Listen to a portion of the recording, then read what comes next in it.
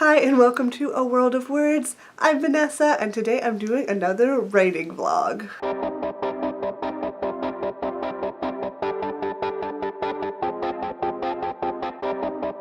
If you are unfamiliar with my writing vlogs, which I wouldn't blame you because it's been quite a while since I have done one of these, basically like just what I'm doing writing wise, catching you up if you're interested in that sort of thing. So keep watching if you want to be updated on my current writing progress, journey, struggles, triumphs and tribulations, and I really don't know what I'm saying. Let's just get into it. So what have I been up to writing wise? I feel like my most recent writing update was kind of within a casual daily vlog, and then I talked about having writer's block and getting over it. A lot has happened since then. I actually recently hit a really good writing stride. I was working through my current outline actually in a different book, I think. Currently I have 3 fantasy series that I'm working on.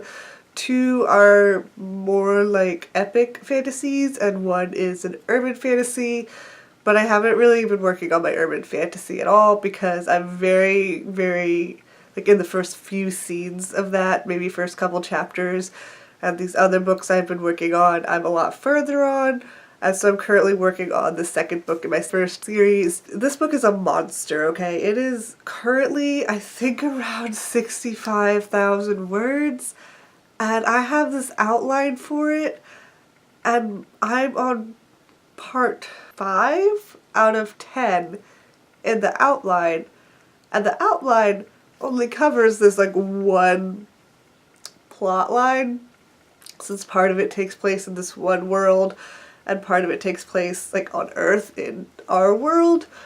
So I haven't even talked about the outline the Earth plot line or worked on that at all, because it does have to do with the story. Goes back and forth, and that's how the first one was too. But that plotline is going to be quite a bit shorter than the main plotline. I'm a bit concerned with the word count because it's going to be a long book. But I guess I shouldn't worry too much about that now since I haven't, it's not even done. A lot of my outline I can actually condense because it's multiple point of view. I'm writing each character's emotional story arc, and I'm writing the plot story arc, so I write everything out separately. I call it character development and plot development basically, and there are some scenes where obviously the plot and the character development is in the same scene because that's what a book is, but I write it all separately. So on my outline it looks like it's a lot more, and I also talk about character relationships within each that have to do with each other. And again, we have one scene that affects 2 characters. I write it for each character's character arc or character development.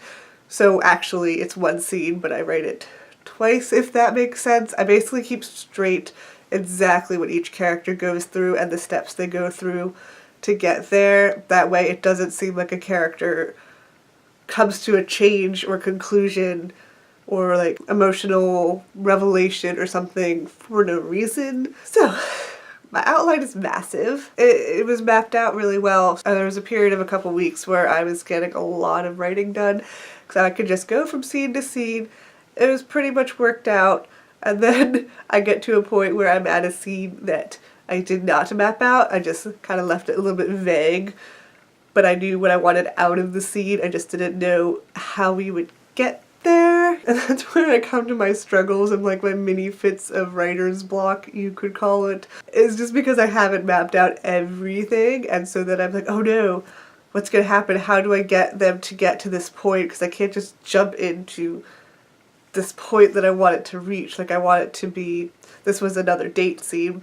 I have quite a few date scenes in this series because it is a YA series, so there's a lot of romance drama in it around, also within the action plot craziness that's happening. So this was a date scene that also involved a plot point, I guess you would say. One of the characters during the date finds out something, but it's also a romantic scene before that, and I want it to be really cute and fun. So I was having a lot of trouble figuring out, like, where should they go on this date, because this is like the third date they have in the book, and I don't want it to be repetitive. I want them to do different things on each date. I also want to build up the world a little bit, since this is taking place on another dimension. My book has multiple dimensions in it. If you don't realize, there's one series where I don't want to give away too much, but the characters do travel to multiple different dimensions, like a different one in each book. You can kind of compare it to the Pendragon series if you want to.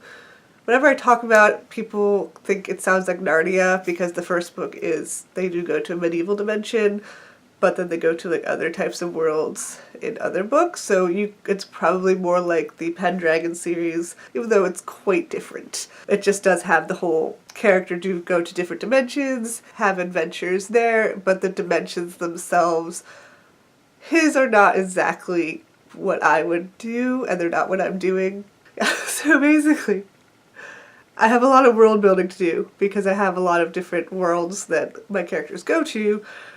And so I wanted the scene to be cute date, main character whose point of view it is, finds out something not good that kind of freaks him out on this date relating to the first book. I also want to do a little bit of like world culture building for this world. I wanted a lot from this one scene, and it was really freaking me out, and I finally figured it out. I just had to sit there for like a bunch of hours and power through it.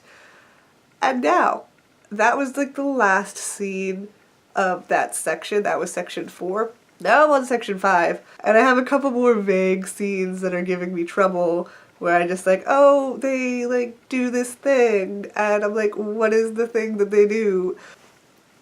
I don't want to give too much away, but like, this event happens, and I don't know what the event is, or I know what I want out of the event. I know a couple things that happen in the event, because the event affects later things in the book. What am I doing? But I don't know what happens in this event. I could just like, people who are not outliners like me, they'll probably just be like, why don't you just sit down and write the scene? Because like, just write it, just pants it. And I could, but I don't know. Maybe I should just do that. I don't know.